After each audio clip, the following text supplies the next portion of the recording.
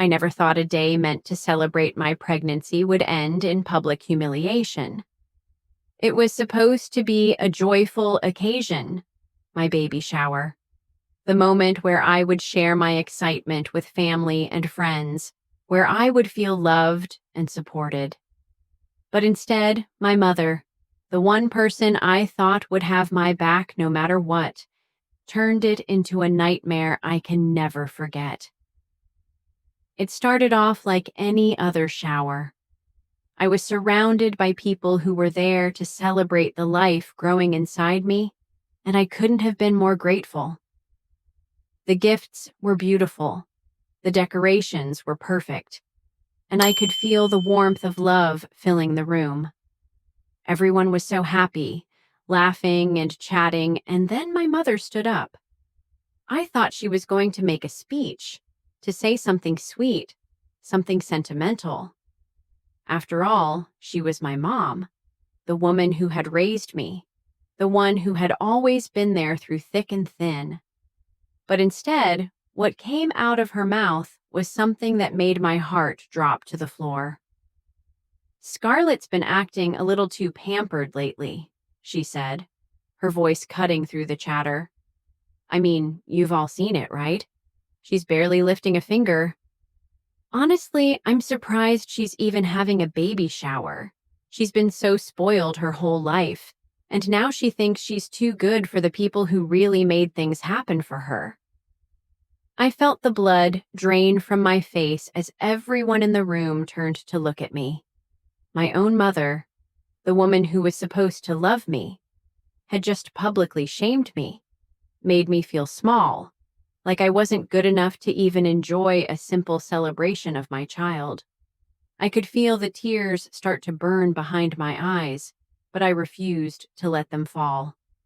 I wasn't going to cry in front of everyone, especially not in front of her. Instead, I stood up, trying to keep my composure. "Mom, that's enough," I said, my voice shaking but firm. "You don't get to do this here, not today."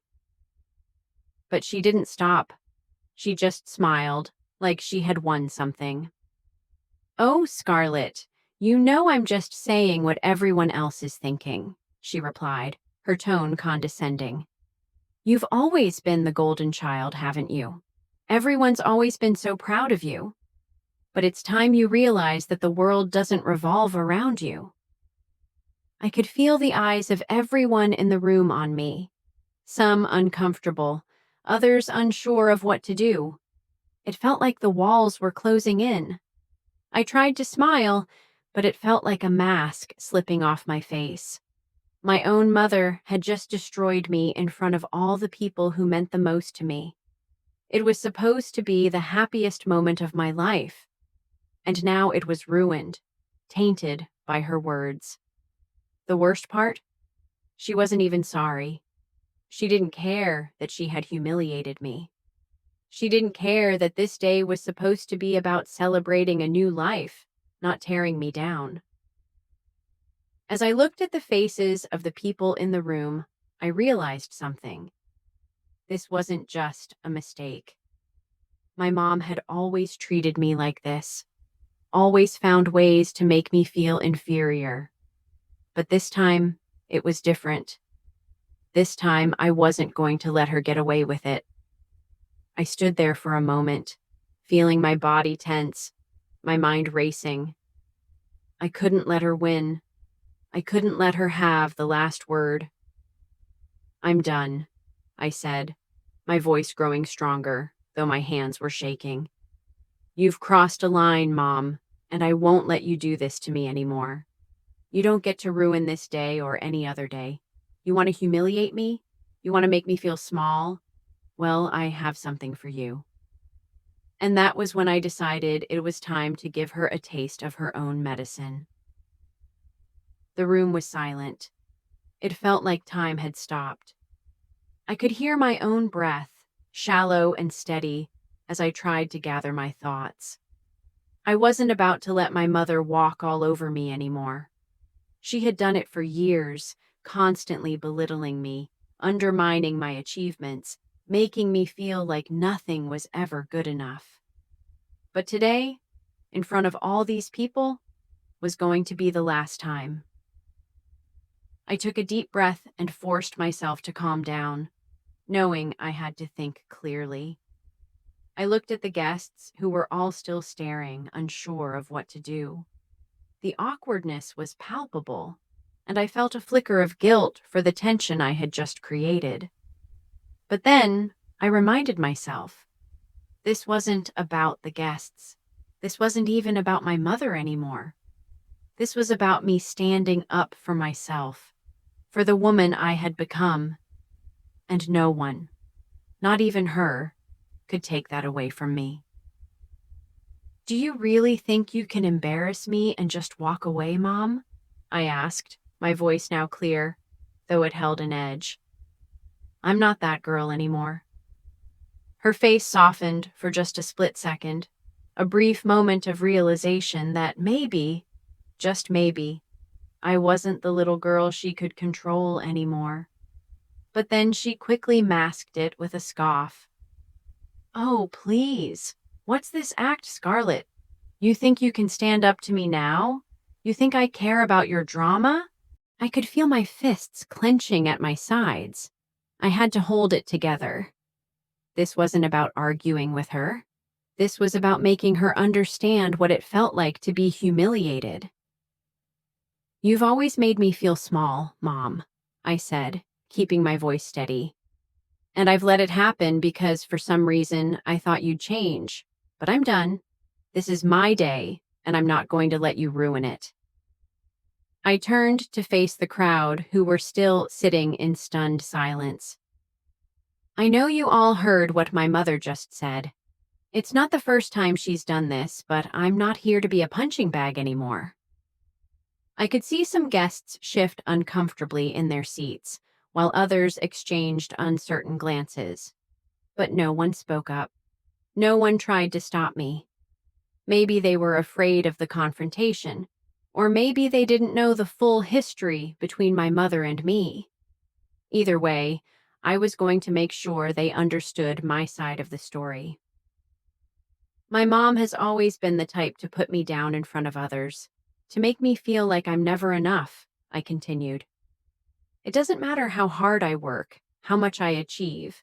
Nothing is ever good enough for her. She's always been the one in control, dictating how I should live my life, who I should be. And for a long time, I let her." The room was dead quiet, and my mother's face flushed with anger. She was probably regretting opening her mouth, but I wasn't about to stop now. "But I've grown, and I've learned," I said, looking directly at her. "I've learned that I don't need her approval to be happy. I don't need her to define who I am. And most importantly, I don't need to let her humiliate me anymore." A few gasps went through the room as they realized what I was saying. This wasn't just a simple family disagreement. It was a public declaration of independence. I wasn't the same person I used to be. I wasn't the little girl looking for her mother's love. I was a woman, and I had a family to protect now. My mother stood up, clearly furious, her face red with embarrassment and anger. "You ungrateful little—" I cut her off before she could finish her sentence. "You've spent my entire life making me feel like I'm not good enough. But not anymore, Mom. Not today. This isn't just my baby shower. It's the moment I take control of my own life." I walked over to the table where all the baby gifts were neatly stacked. I picked up a gift bag, one of the ones I'd received from a friend, and walked over to my mother. I could see her eyes narrowing in confusion. She had no idea what I was doing, and for the first time, that gave me the upper hand. "I've spent my whole life trying to earn your approval," I said, holding the bag out to her. "But now it's time you earned mine. I've put up with your insults, your put-downs, your controlling behavior, but not anymore. I'm done pretending." Her eyes flicked to the bag I was holding, still unsure of what I was doing. "What's that supposed to be?" she sneered.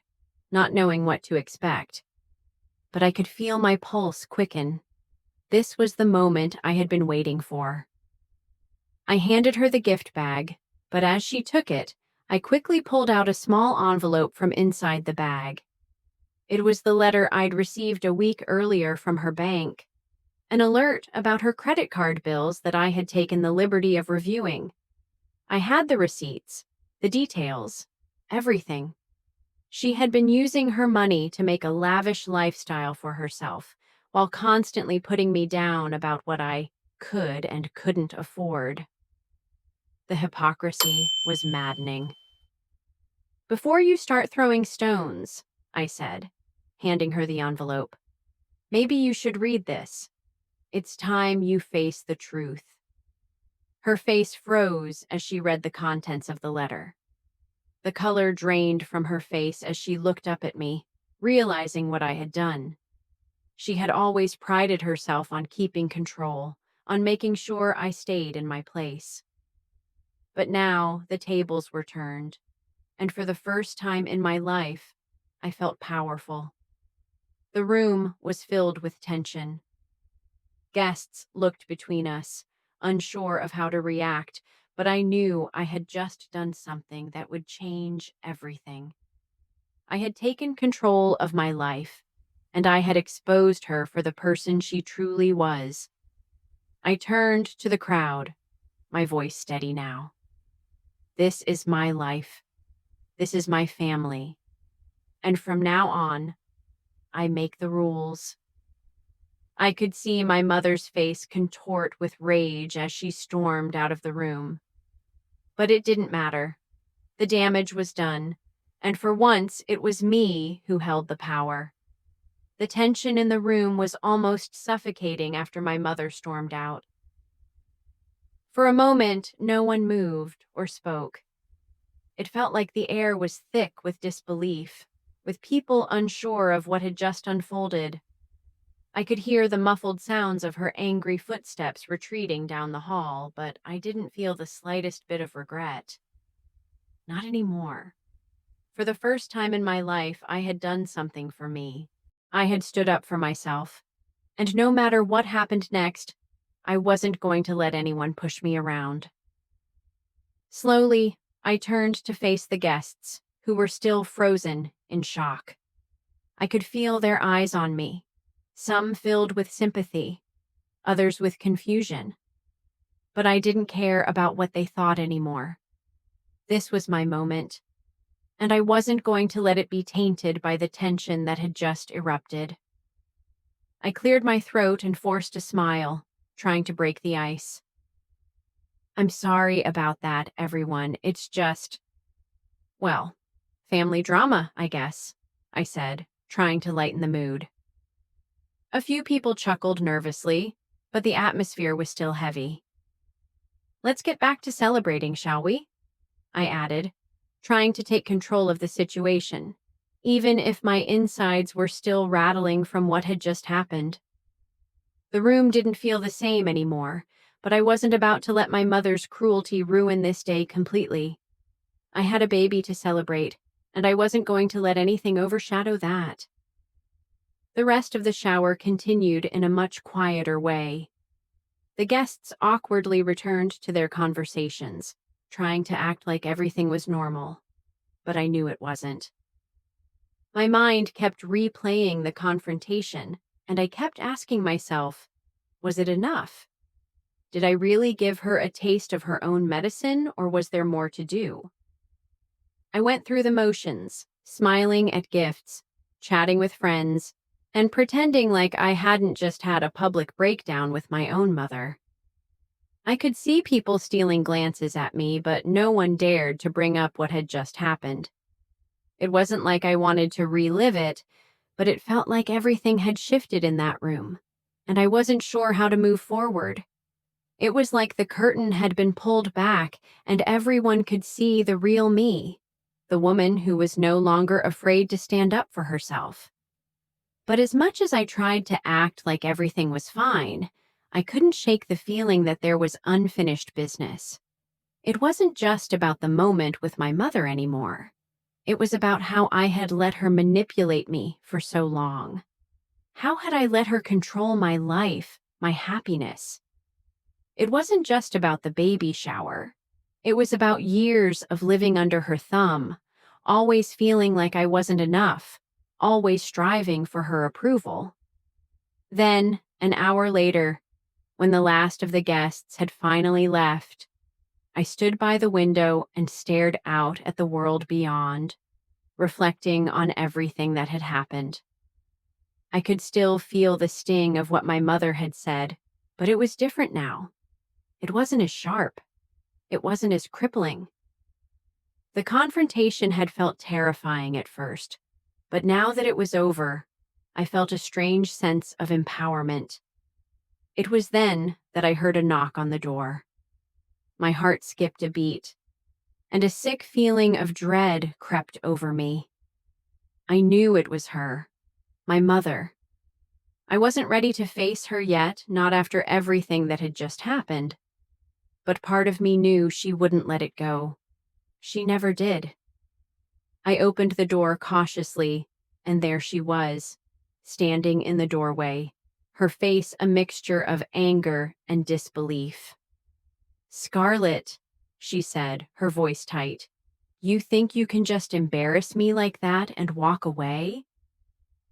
I crossed my arms over my chest, standing tall. "I didn't embarrass you, Mom. You did that all on your own. You humiliated me in front of everyone, and I won't stand for it anymore." Her eyes narrowed, and I could see the flicker of guilt behind her anger, but it was quickly replaced by her usual defensiveness. "You don't get to talk to me like that. You have no idea what I've done for you, for your whole life. I raised you, and this is how you repay me?" I shook my head, fighting back the emotions that were threatening to rise to the surface. "I don't owe you an apology, Mom. You owe me one. You've spent my entire life making me feel small, but I'm done letting you control me." For a moment, there was silence between us. The words hung in the air, unspoken and heavy. My mother looked at me, and I could tell she was trying to figure out how to fix this, how to get back to her old ways of manipulating me. But I wasn't going to let that happen. Not anymore. "You may have raised me, but that doesn't mean you get to walk all over me," I said, my voice unwavering. "I'm not that scared little girl anymore, and I'm not going to pretend I am. You've hurt me for too long, and today I finally stood up for myself. If you can't respect that, then maybe it's time we take a step back." The silence was deafening. My mother opened her mouth to speak, but then closed it again. She was defeated. For the first time in years, she didn't have the power to manipulate me. "I hope you can understand, Mom," I said quietly. "This is about me finding my own voice. You don't get to control my happiness anymore." Without another word, I closed the door gently, leaving her standing outside. I had done it. I had stood up for myself, and I wasn't going to let anyone, especially my mother, take that away from me. After I closed the door, I stood there for a moment, taking in what had just happened. I had never imagined that standing up for myself would feel so liberating, yet so exhausting at the same time. My whole life had been shaped by my mother's harsh words, her criticisms, her constant comparisons, and her attempts to make me feel inferior. But today, for the first time, I had taken control. I had chosen me over her, and I wasn't going to apologize for it. But there was still a sense of unease that lingered in my chest. I wasn't naive enough to believe that everything between us was going to change overnight. My mother's words still haunted me, and I knew deep down she wasn't going to just let me go that easily. She was too used to having power over me. But I had made the first step, and that meant something. It meant that I was finally learning how to protect myself, how to stand firm in who I was, and how to break free from the emotional shackles that had bound me for years. The following days were difficult. I kept replaying everything in my head, questioning whether I had done the right thing, wondering if I had gone too far. But the truth was, I didn't regret what had happened. The humiliation, the confrontation, the anger, it all felt like a cleansing. It wasn't easy, but I knew I couldn't let my mother control me any longer. I couldn't allow her to dictate who I was or how I should feel, especially when it came to something as important as my pregnancy, my future, and the happiness of my own growing family. The tension between my mother and me didn't dissipate quickly. She called several times after our confrontation, but I ignored each call. I couldn't face her, not yet. I needed time to process everything, to digest what had happened, and to figure out how I was going to move forward.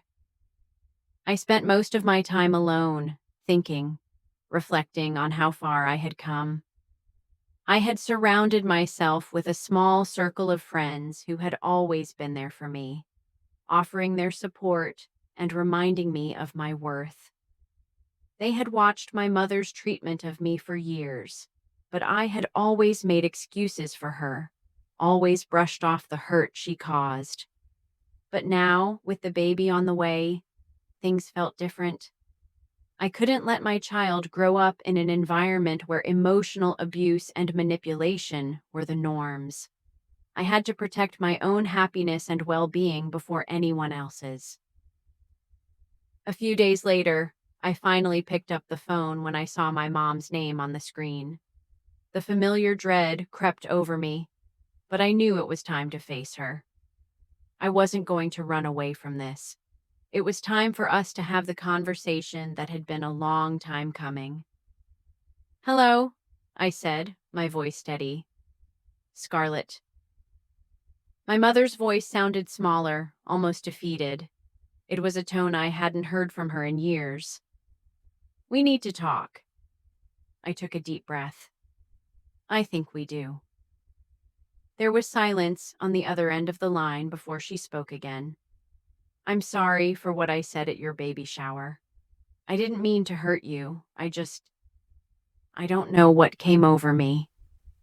I paused, trying to process her apology. It was the first time in a long time that she had admitted fault, and I wasn't sure how to respond. Was this genuine?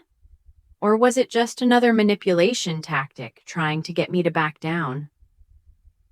"I appreciate the apology," I said slowly. "But the thing is, Mom, I've been hurt by you for a long time.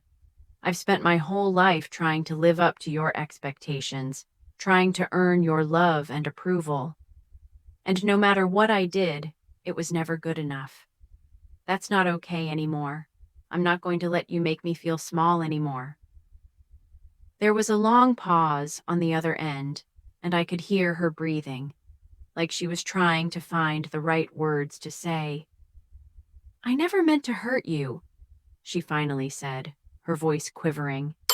"I thought I was just helping. I thought I was just trying to teach you the right way to live." I felt a wave of frustration wash over me. It wasn't just about her helping. It was about control.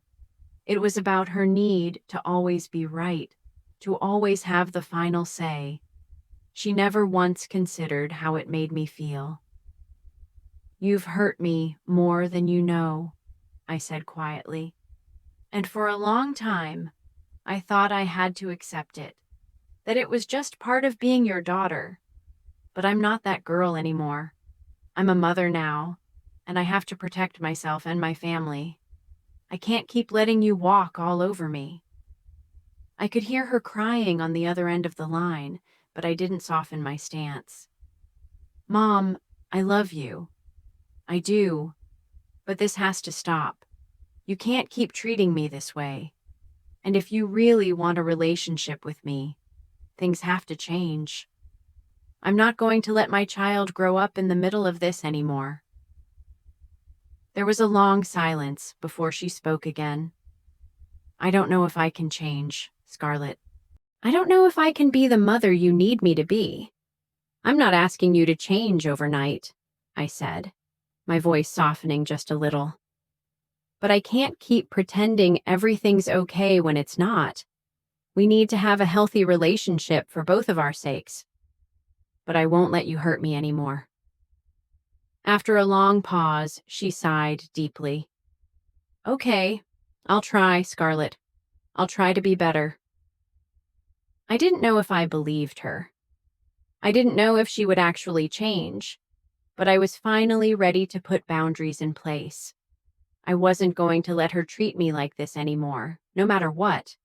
And for the first time in my life, I felt the weight of the burden lift.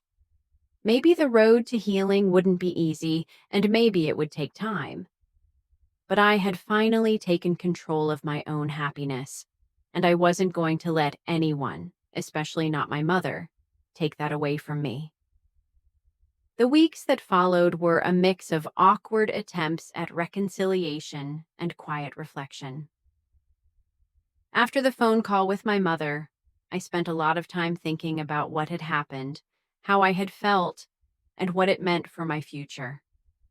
For so long, I had been afraid to confront my mother, afraid to stand up for myself because of how I was conditioned to believe that she always knew what was best for me. But now, I realized that standing up for myself wasn't just about protecting my own peace. It was about setting an example for my child, the child I was bringing into the world.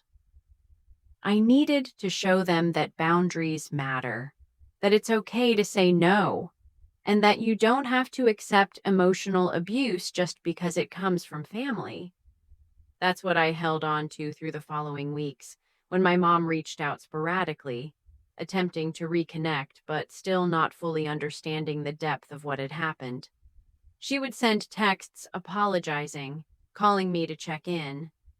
But there was always this underlying tension, this lack of understanding of why I had reacted the way I did.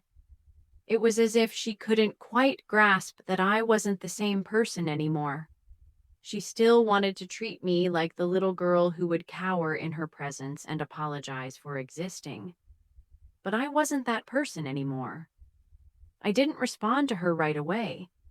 I needed space to breathe, to recover from the emotional toll the whole ordeal had taken on me.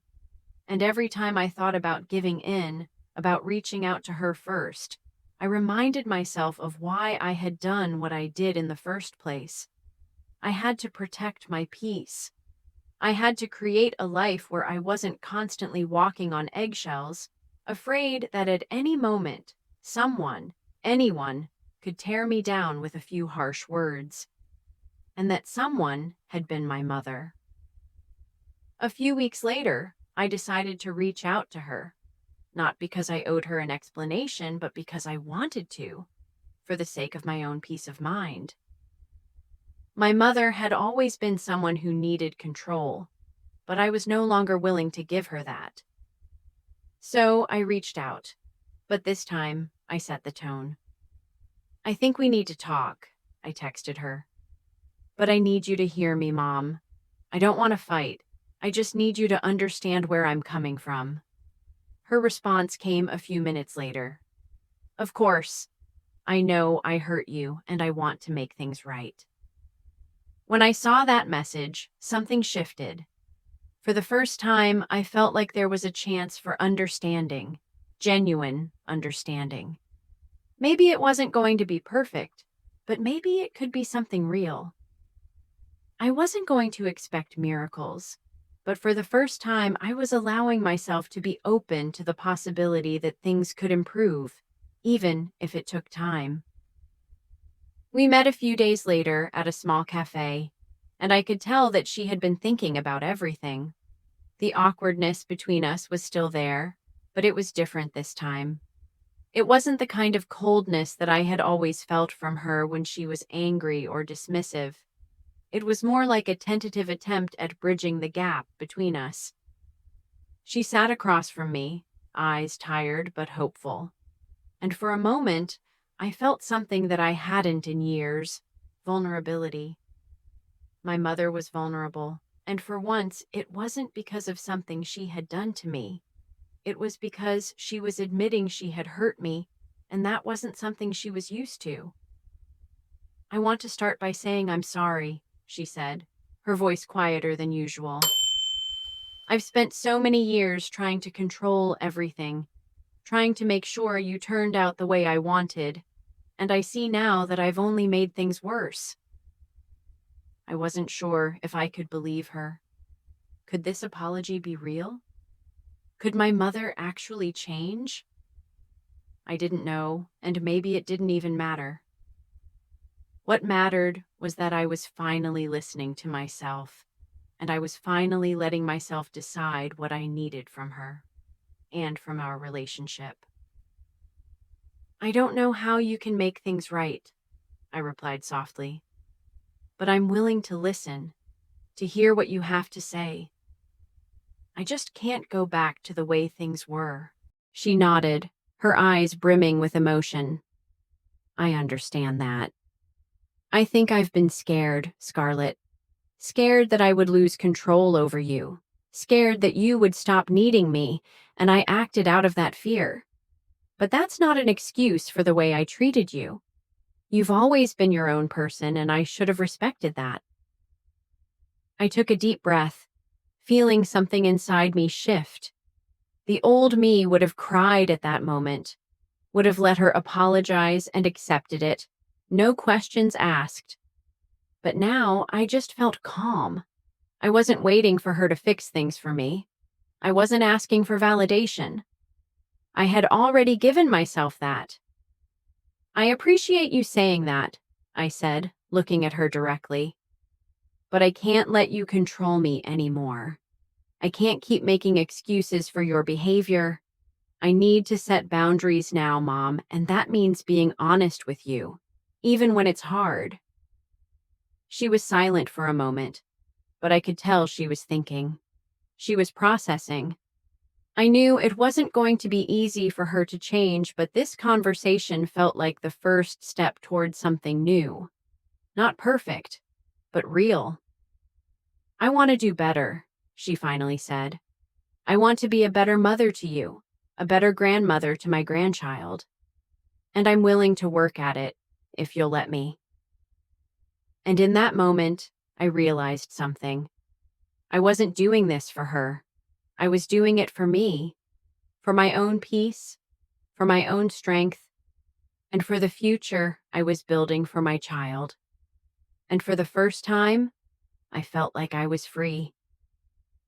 The weeks following our conversation marked a period of cautious rebuilding between my mother and me. It wasn't perfect, and it wasn't always easy. There were still moments of tension, moments when she would try to fall back into old patterns, trying to exert control, to make comments that would have once made me second-guess myself. But this time, I wasn't going to let it slide. Every time she crossed a boundary, I called it out. I stood up for myself in ways I never had before. I wasn't doing it for her approval anymore. I was doing it for me and my baby. I focused on the future, not the past. I had to, for my own mental health and for the well-being of my growing family. I knew that if I let myself dwell on the hurt, the years of emotional manipulation, I wouldn't be able to move forward.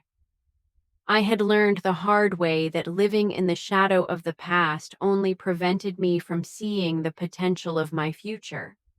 And the future I was building was one where I wasn't afraid to speak my truth, to set boundaries, and to protect the people I loved. One afternoon, a couple of weeks after our meeting, my mother invited me over for tea. I hesitated at first, unsure if I was ready to engage in another conversation that might trigger old wounds. But something inside me told me I needed to go. I needed to see if this shift in our relationship was real, if it was sustainable. I couldn't keep running from the discomfort forever. I was stronger now, and I was ready. When I arrived at her house, the familiar smell of jasmine tea and freshly baked cookies hit me. It was a reminder of the childhood comfort I once had in this home, but now it felt different. The air was thick with something new, an effort, an attempt at change. It wasn't perfect, but it was something. My mother was sitting at the kitchen table, her hands clasped around a cup of tea. She looked up as I entered, her face soft, her expression more vulnerable than I had ever seen. I wasn't sure what I expected. Maybe a lecture, maybe more control. But what I got was something I never thought I'd hear from her. "I've been thinking," she said, her voice calm but unsure, "about everything you said last time, about the boundaries you set. I've been thinking about how I treated you, and I realize now how wrong I was." I sat down at the table, unsure how to respond. Her words were a mix of surprising and relieving. I didn't know how to take them.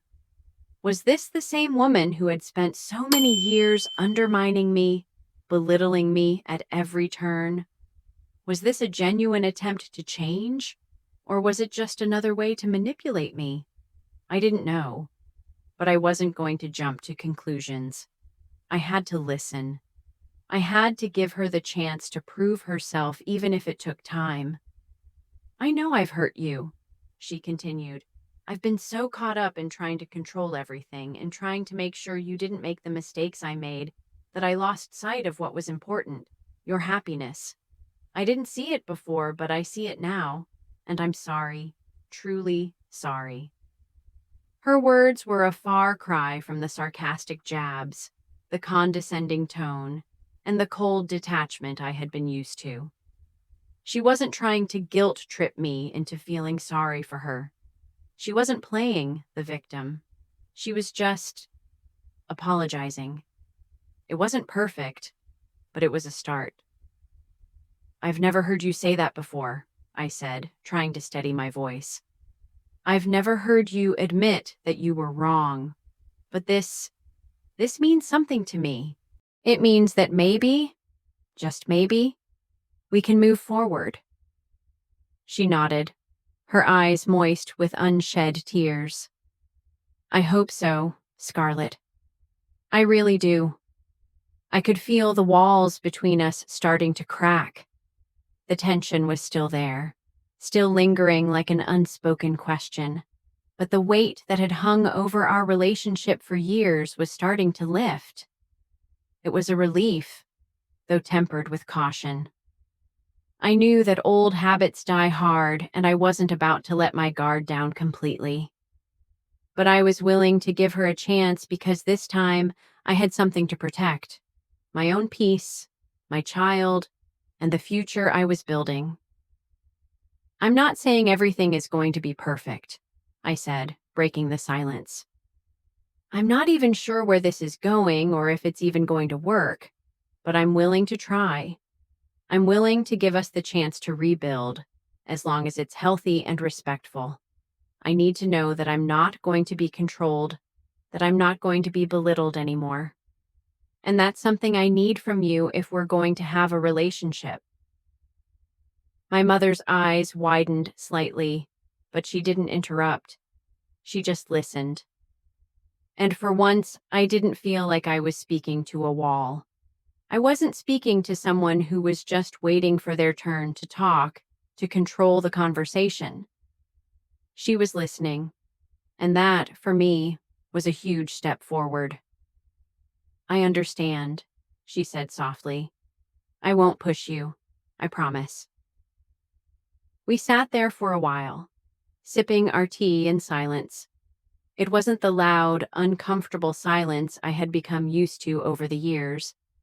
It was different, more peaceful, more open. By the time I left her house, the uneasy weight that had once defined our relationship seemed a little lighter. I wasn't naive enough to think everything was fixed in that one conversation, but it felt like we were on the path to something new, something healthier. As I drove home, I realized that this journey wasn't just about fixing things with my mom. It was about me taking control of my own life, standing up for myself, and breaking the cycle of manipulation. It was about me showing my child that they could stand tall, speak their truth, and never settle for anything less than respect. I wasn't the same person anymore, and that was the most powerful realization of all. The days that followed felt strangely calm, but I knew it was only the beginning. Rebuilding a relationship with my mother wasn't going to happen overnight, and I wasn't fooling myself into thinking we could just forget the years of pain, resentment, and emotional scars. But for the first time, I felt hopeful. I felt like I was taking control of my life, not just for myself, but for my child too. I wanted to show my baby that family could be a place of love, support, and respect, not manipulation and pain. As the weeks passed, I continued to keep my boundaries in place with my mom. I didn't give in to her old ways of trying to manipulate or guilt trip me. Instead, I stayed firm, and as much as it hurt, I knew I had to do this for my mental health. There were moments when she would slip, when she would try to make comments that made me question myself, but each time I called her out. And each time she seemed to get quieter, more reflective. I could see the change in her. She wasn't perfect, and I knew that. But she was trying, and that was more than I had ever expected from her.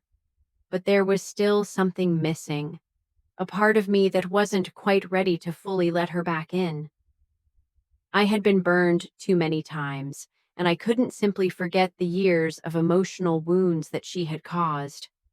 She had been the one to tear me down, to make me feel unworthy, and I wasn't going to let her have that power over me anymore. Trust, I realized, was something that took time to rebuild. And even though I could see the effort she was making, there was still a part of me that wasn't ready to forgive her completely. Not yet. One evening, as I sat in my living room, a thought struck me. What if I never get that closure? What if, even after all these years, the relationship with my mother would always be strained, never quite whole? It was a scary thought, one that I had avoided for so long, but I had to face it.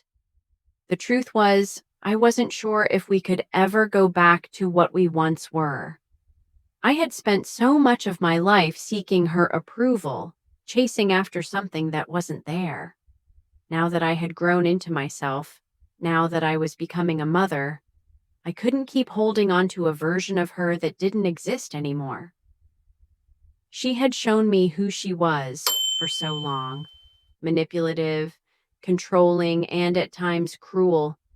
And while I wanted to believe that people could change, I couldn't ignore the scars she had left behind. But then I thought about my child. I thought about the kind of relationship I wanted to have with my baby, the kind of mother I wanted to be.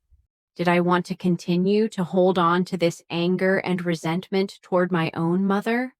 Did I want my child to grow up with the same broken, complicated relationship I had with mine? I knew I didn't.